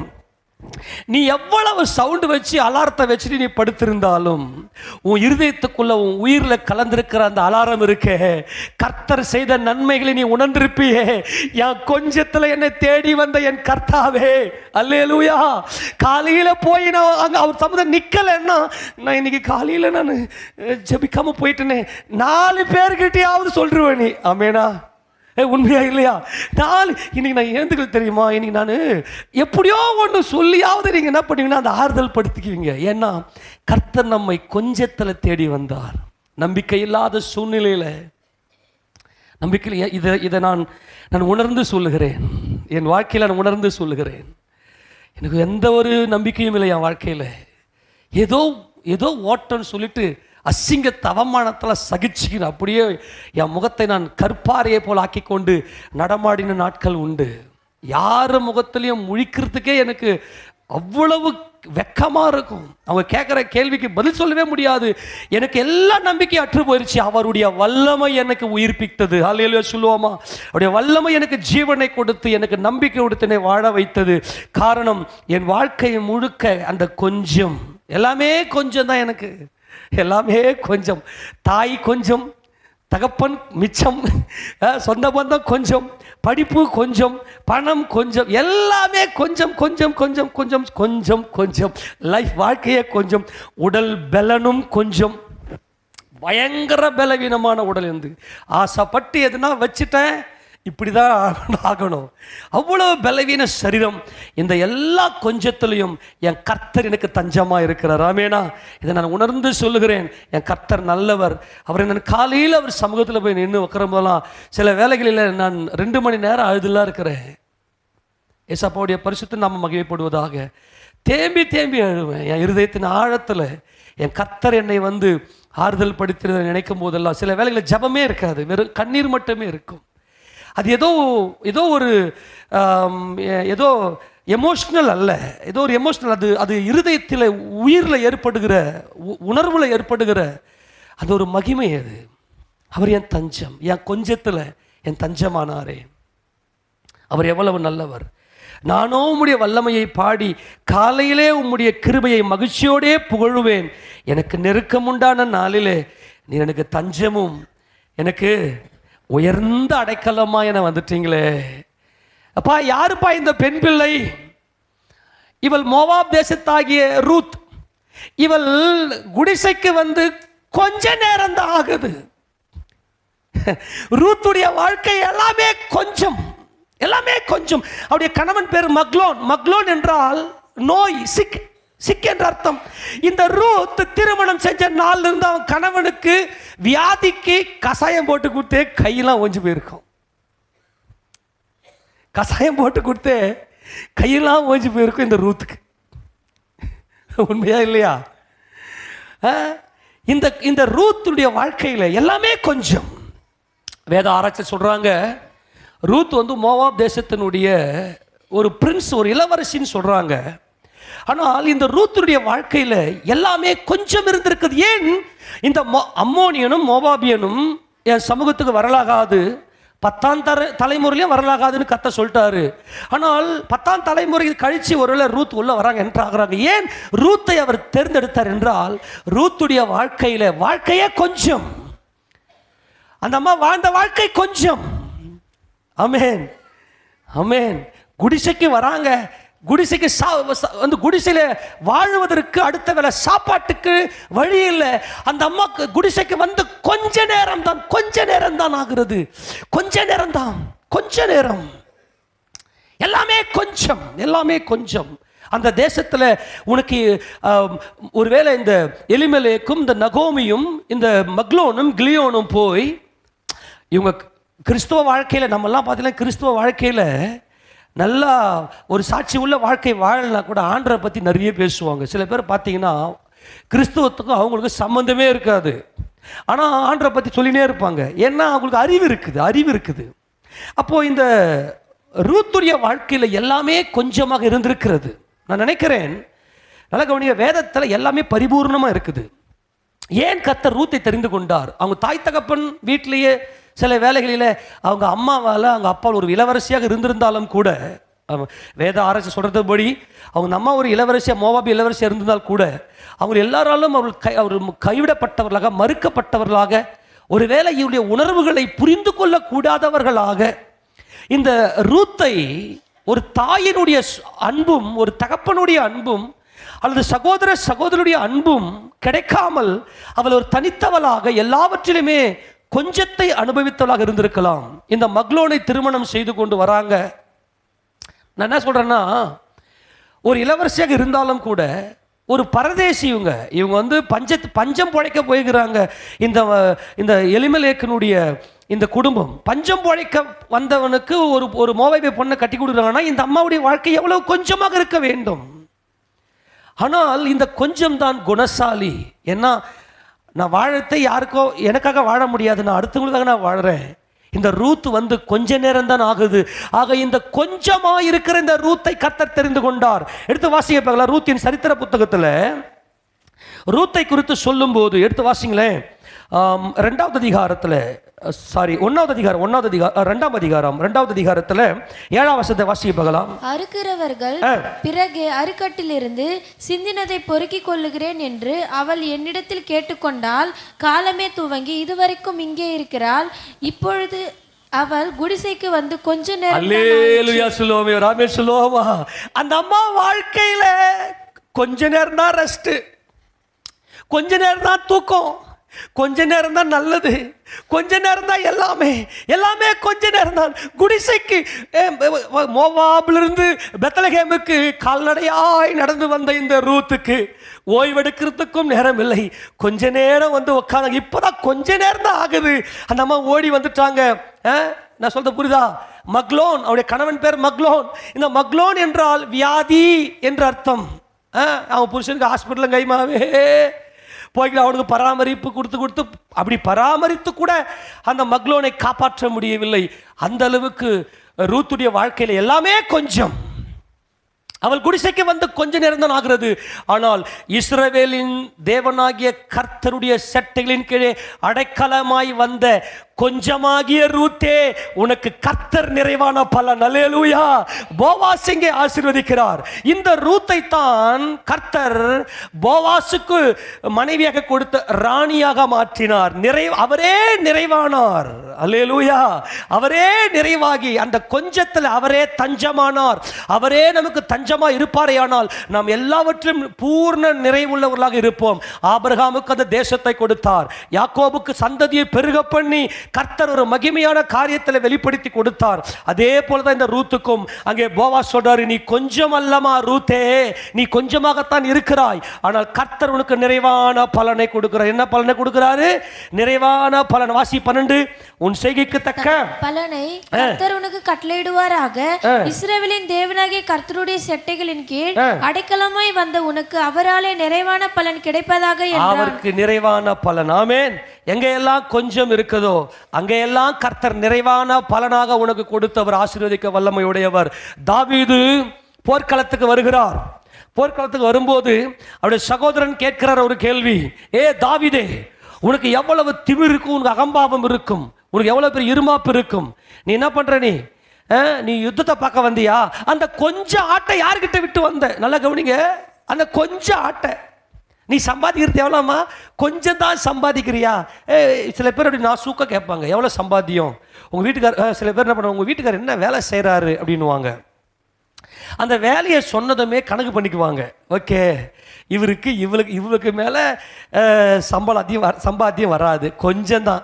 அப்போ அவங்க லைஃப் ஸ்டைலாக கொஞ்சமாக தான் இருக்கும் அப்படின்னு மற்றவங்கெல்லாம் நம்மளை குறித்து அந்த வார்த்தையை பேசினாலே நீங்கள் சொல்லி வச்சுங்க, நீ பேச பேச பேச என் கர்த்தனுக்கு தஞ்சமாவார். ஆமென். என் கொஞ்சத்தை நீ பேச பேச பேச என் கர்த்தனுக்கு தஞ்சமாவார். இந்த தாவீதை நீங்கள் பார்த்தீங்கன்னா நல்லா கவனிங்களேன். அந்த கொஞ்சம் ஆட்டை விட்டுட்டு எங்கே வந்த? தாவீது வந்து இதே போவாசுடைய வம்சத்தில் வந்த அவர் ராஜ, அந்த ஒரு நல்ல ஒரு பரம்பரை தான் அவர், யூதாவிலேயே. அப்படி இருந்தும் அவருக்குள்ள அந்த கொஞ்சம், அந்த மனத்தாழ்மை அவருக்குள்ள இருந்துச்சு. அதனால கொஞ்சம் ஆடுகளை வைத்து அவர் மேய்த்து கொண்டிருந்தார். அவருடைய சகோதரருடைய பார்வையில் இந்த தாவீது கொஞ்சம், இந்த ரூத் கொஞ்சம், இந்த ஆபிரகாம், ஈசாக்கு, யாக்கோபு என்கிற பிதாக்கள் கொஞ்சம். ஆக கர்த்தர் யாரை தெரிந்து கொண்டார் என்றால் இந்த கொஞ்சம், இந்த கொஞ்சத்தை தான் கர்த்தர் தெரிந்து கொள்கிறார். தாவீதை பார்த்து அந்த கேள்வியை கேட்ட அந்த வசந்த வாசியை பார்க்கலாம். 1 சாமுவேல் 17வது அதிகாரத்தில் 28வது வசனத்தை வாசிக்கலாம். அந்த மனுஷரோட அவன் பேசிக்கொண்டு இருக்கிறதை அவன் மூத்த சகோதரனாகிய எலியாப் கேட்டபோது அவன் தாவீதின் மேல் கோபம் கொண்டு, நீ இங்கே வந்தது என்ன? நீ இங்கே வந்தது என்ன? வனாந்தரத்தில் உள்ள அந்த கொஞ்ச ஆடுகள். வனாந்தரத்தில் இருக்கிற ஆட்டை விட்டு வந்த அப்படின்னு கேவலமா என்னது? அந்த கொஞ்ச ஆட்டை மேய்க்கிறதுக்கு கூட நீ லாய்க்க இல்லாதவன்டா நீ. ஆமேனா? உன் சர்ச்சில் எவ்வளோ பேர் பார்க்குறாங்க? ஏதோ கொஞ்சம் இவ்வளோ பேர் இருக்கிறாங்க. கொஞ்சமா? அதுக்கு என்ன காரணம்? என் வாய் கொழுப்பு. என்னத்துக்கு? எதையுமே ஓப்பனாக பேசுகிறது தான் விஷயமே. ரீசன் என்னது? நீங்கள் வந்து கர்த்தருடைய சமூகத்தில் உங்களை ஒப்பு கொடுக்கணும்னு சொல்லிட்டு நீ எதை வேணா நினச்சிக்க, கர்த்தர் இப்படி நினைக்கிறாருன்னு சொல்லிட்டு எல்லாத்தையும் வெளிப்படையாக சொல்கிறான் பாருங்க. இதுதான் பிரச்சனையே. கொஞ்சம் ஆடா, கொஞ்சம் ஆடா. இந்த தாவீது என்றால் பிலவுட், அன்பானவன் என்று அர்த்தம். அன்பானவன். இந்த தாவீது அன்புள்ளவர். அவர் கொஞ்சம் தான் வச்சிருப்பார். எங்கெல்லாம் அன்பு இருக்கிறதோ அங்கெல்லாம் கொஞ்சம் தான் இருக்கும். அதை நல்லா புரிஞ்சுக்குங்க. நம்முடைய இருதயத்துக்குள்ள கர்த்தர் அன்பை விதைத்திருக்கிறார். அவன் கேட்குறான், கேவலமாக கேட்குறான், நீ வந்து யுத்த காலத்துக்கு அதில் தகுதி இல்லாதவன்டா. அந்த கொஞ்சாட்டை எங்கே விட்டு வந்த? கர்த்தர் அன்னைக்கே தாவீதின் தஞ்சமானார். அல்லேலூயா, ஆமென் சொல்லுங்களேன். அந்த கொஞ்ச ஆட்டை கர்த்தருடைய வல்லமையின்படி மேய்த்து அவர் நடத்தினார். அதனால்தான் இந்த தாவீதுக்குள்ள கர்த்தருடைய அந்த வார்த்தையின் மகிமை உள்ளே பிரவேசித்து அந்த வாக்குத்தத்தங்கள், அந்த வல்லமைகள் தாவீதுக்குள்ளே வெளிப்பட்டபடியினாலே இந்த தாவீதை கர்த்தர் ஆசீர்வதிக்க சித்தம் கொண்டு ஆசீர்வதிக்கிறார். தாவீதுடைய இந்த வீட்டையே ஆசீர்வதிக்கிறார். என்னைக்கு கவனிங்க, சில வேளைகளில் நீங்கள் வாயை திறந்தீங்கன்னா கர்த்தர் வாயை மூட்டுருவார். நான் பல முறை சொல்லிட்டேன் உங்களுக்கு விரோதமாக அந்நிய மனுஷர் எழும்புறாங்கன்னா கர்த்தர் நிச்சயமா அந்த அவங்க என்ன பேசுகிறாங்களோ அதுக்கு விரோதமாக அதுக்கு எதிர்மறையாக அவங்க நம்மளை ஆசீர்வதிப்பார். கொஞ்சம் லேட்டாக டிலேவாக வேலை நடக்கும், ஆனால் கண்டிப்பாக கர்த்தர் நடத்துவார். உங்ககிட்ட நெருங்கினவங்க நல்லா நெருங்கினவங்க பண்ணாங்கன்னா கொஞ்சம் வேகமாக வேலையை நடத்துவார். உன்னுடைய மனுஷங்க வாயை திறந்து உன்னை கேவலப்படுத்துறேன்னா ஸ்பீடாக வேலையை நடத்துவார். ஆமே. ஆனால் நம்ம என்ன பண்ணிடுவோம்னா, நமக்காக நம்ம வாயை திறனா கொஞ்சமா நான் ஒன்றும் இல்லாதவனா, நான் இப்படியா, நான் எப்படின்னு சும்மா வீணுக்கு விதண்டாவதம் பேசி ஆசீர்வாதத்தெல்லாம் தடை பண்ணுறது நீங்கள் தான். நீங்கள் மட்டும் வாயை பொத்திக்கின்னு அப்படியே என்னென்னலாம் பேசுகிறாங்களோ அப்பா அப்பான்னு நீ அப்படியே இருதயம், அம்மாண்டவரை என் கொஞ்சம் தான் உனக்கு அறிவில்லை, உனக்கு நீ முட்டாளு, நீ லூஸு, நீ பைத்தியம், நீ இதை பண்ண அப்படியே கம்முன்னு நின்றுன்னு கேட்டு பாருங்க பார்க்கலாம். அவர் அப்படியே தஞ்சமாய் நம்மை சூழ்ந்து கொள்ளுவார். ஆமேனா ஆமேனா. கூட பிறந்த தன் சகோதரன், மூத்த சகோதரன் பேசுறாரு, எலியா பேசுறாரு, அந்த கொஞ்ச ஆட்டை எங்கடா விட்டு வந்த? அப்படி என்ன அர்த்தம்? அந்த கொஞ்ச ஆட்டை மேய்க்கிறதுக்கு கூட நீ தகுதி இல்லாதவன், நீ எப்படி நீ யுத்த காலத்துக்கு வரலாம்? ஆனால் இந்த சின்ன தாவீதை கொண்டுதான் அந்த பயங்கரமான கோலியாத்தை கர்த்தர் முறியடித்தார். ஆமென் சொல்லுவோமா? அப்ப தாவீதுடைய இருதயத்துக்குள்ள அந்த கொஞ்சம், அவர் யாருக்கு அவர் ஜனமானார், அந்த கொஞ்சம். எத்தனை பேர் உண்மையாக இப்படிப்பட்ட சூழ்நிலை கடந்து வந்தீர்கள்? மறுபடியும் ஆமென் சொல்ல கை தூக்கி உணர்ந்து, அவர் எப்படி உங்களை கைவிடுவார்?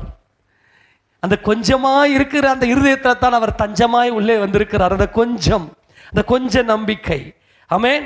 இப்போ ஆண்டவர் தாவீதுக்கு வாக்குத்தத்தங்களை கொடுத்து அவர் ஆசீர்வதிக்கும் போது, ஆண்டவரே நீர் கொடுத்த இந்த வாக்குத்தத்தெல்லாம் உமது அடியானுக்கு கொஞ்சம் ஆண்டவரே. ஆமென். எடுத்து வாசிங்களேன். 2 சாமுவேல் 7ஆம் அதிகாரத்தில் அங்க 19ஆம் வசனத்துல வாசிங்க பார்க்கலாம். கர்த்தராகிய ஆண்டவரே, இது இன்னும் உம்முடைய பார்வைக்கு கொஞ்ச காரியம் ஆண்டவரே. ஹல்லேலூயா. ஆமென் சொல்லுங்களேன். தாவீதுடைய வீட்டை குறித்து கர்த்தர் கொடுத்த அந்த வாக்குத்தத்தங்களை எல்லாம் உணர்ந்து சொன்ன இந்த தாவீது சொல்றாரு, ஆண்டவரே இது உம்முடைய பார்வைக்கு கொஞ்சம் ஆண்டவரே, நீர் எவ்வளோ பெரிய தேவன், நான் எம்மாத்திர ஆண்டவரே, என் வாழ்க்கையில் நீங்கள் செய்கிற காரியங்கள் எல்லாம் பயங்கரமான மகிமையான காரியங்களாக இருக்கட்டும் ஆண்டவரே, உம்முடைய பார்வைக்கு இந்த காரியம்லாம் கொஞ்சமாக இருக்குது என்று கர்த்தராகிய ஆண்டவராக இருக்கிற தேவரீர் உம்முடைய அடியானுடைய வீட்டை குறித்து வெகு தூரமாக இருக்கும் காலத்து செய்தியை மனுஷர் முறைமையாய் சொன்னீரே. தாவீது என்ன பண்ணிட்டாரு? வாக்குத்தத்தங்களை பிடித்து கொண்டார். வாக்குத்தத்தங்களை பிடித்து கொண்டு கர்த்தர் சொன்ன வாக்குத்தத்தத்தை தம்முடைய தஞ்சமாக தம்முடைய இருதயத்தில் அவர் தரித்து கொண்டபடியினாலே ஆண்டவர்கிட்ட கேட்குறாரு, ஆண்டவரே இது கொஞ்சம் ஆண்டவரே, உங்களுக்கு நான் எம்மாத்திரம், எங்களுக்கு நீங்கள் செய்யுங்கப்பா, எங்கிட்ட நான் ஒன்றுத்துக்கு தகுதி இல்லை, எனக்கு நீங்கள் செய்யுங்கன்னு சொல்லி இங்கே தாவீது தம்மை அர்ப்பணிக்கிறார். நான் உங்களை அன்பாய் சொல்லுகிறேன், நமக்கு பலவீனம், சரீரம் முழுக்க பலவீனமாக இருக்கலாம், ஏதோ கொஞ்சம் பலனை வச்சுக்கின்னு ஆண்டவரை நம்பி அப்படி ஓடலாம். நம்மகிட்ட கொஞ்சம் காசு இருக்கலாம், நம்மக்கிட்ட கொஞ்சம் தான் பலன் இருக்கும், சொந்த பந்தங்கள் கொஞ்சமாக தான் இருக்கும், நண்பர்கள் கொஞ்சமாக தான் இருப்பாங்க. நம்மளை பார்த்து இந்த கூட இருக்கிறவங்களாம் கூட இப்படி ஒரு அந்த பார்வையிலேயே இவங்கெல்லாம் கொஞ்சம் அப்படின்ற மாதிரி சொல்லலாம். ஆனால் கர்த்தரை பக்கத்தில் வந்து நின்றுக்கின்னு நம்மளை அப்படியே உயர்த்தி வைக்கிற உண்மையுள்ள தேவனாக இருக்கிறார். ஆமேனா. இப்போ நீங்கள் நான் கேட்டபோது எல்லாரும் இந்த கொஞ்சத்தில் இருந்தீங்கன்னு கை தூக்குனீங்க. அப்போ நீங்கள் யாருடைய ஜனம்? ஆமேன் சொல்லுங்க. இயேசு ராஜாவுடைய ஜனம். அப்போ உங்களுக்காக ஜெபிப்பது என் கடமை அல்லவா? ஆமேனா. உங்களுக்காக ஜெபித்து, ஆண்டவரே நீர் தெரிந்து கொண்ட உம்முடைய ஜனங்கள், இவர்களை நீ ஒருபோதும் கைவிடுவது இல்லை, நான் உன்னை விட்டு விலகுவதும் இல்லை, உன்னை கைவிடுவதும் இல்லை என்று என்கின்ற அந்த வாக்குத்தத்தத்தை அங்கே யோசுவாவுக்கு கர்த்தர் சொன்ன காரணம் என்ன தெரியுமா? யோசுவா, நீ இப்போ நீங்கள் அனாதியாக நிற்கிறீங்க, உங்களுக்கு பலனே இல்லை, அவர்கள் ஏனாக்கியர்கள், அவர்கள் எல்லாம் எமோரியர்கள், அவர்கள் நெடியவர்கள், கொடியவர்கள், ஆனால் நான் உன்னை விட்டு விலகுவதும் இல்லை, உன்னை கைவிடுவதும் இல்லை, நானே உங்களுக்கு தஞ்சமாக இருக்கிறேன், எப்படிப்பட்ட நெருக்கம் வந்தாலும் உன் கூடவே நான் இருப்பேன். நான் மறுபடியும் சொல்லுகிறேன், உங்களுக்கு எப்படிப்பட்ட நெருக்கம் வந்தாலும் என் கர்த்தரனை கைவிட மாட்டார். ஏனென்றால் என்னை கொஞ்சத்தில் என் கர்த்தரனை பிடித்தார். ஆமென் சொல்லாமா? தாளந்து ஓமையில் 5 தாளந்தை வாங்கினவன் வேறு 5 தாளந்தை அவன் உற்பத்தி செய்து கொண்டு வந்து கர்த்தரை கொடுக்கிறான்.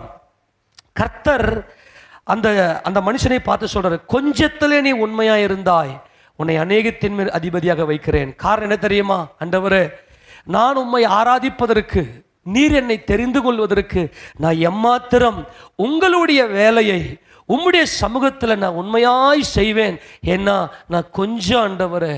சில பேரை பார்த்தீங்கன்னா அவங்க ரொம்ப மனத்தாழ்மையாய் தேவ சமூகத்தில் அவங்களுக்கு இருக்கிற அந்த கொஞ்சம் பலத்தை பயன்படுத்தி எந்த ஒரு வீண் பெருமையும் இருக்காது.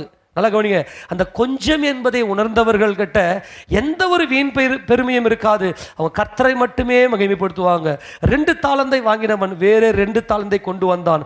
அவனையும் பார்த்து கர்த்தர் சொன்னார், நல்லது உண்மையும் உத்தமுள்ள ஊழியக்காரனே, நீ கொஞ்சத்திலே உண்மை. அந்த கர்த்தர் எதை பார்க்குறாருன்னா, அந்த கொஞ்சத்தை நீ என்ன பண்ற, உனக்கு என்ன வரம், உனக்கு என்ன தாளந்தை கர்த்தர் கொடுத்துருக்கிறார்.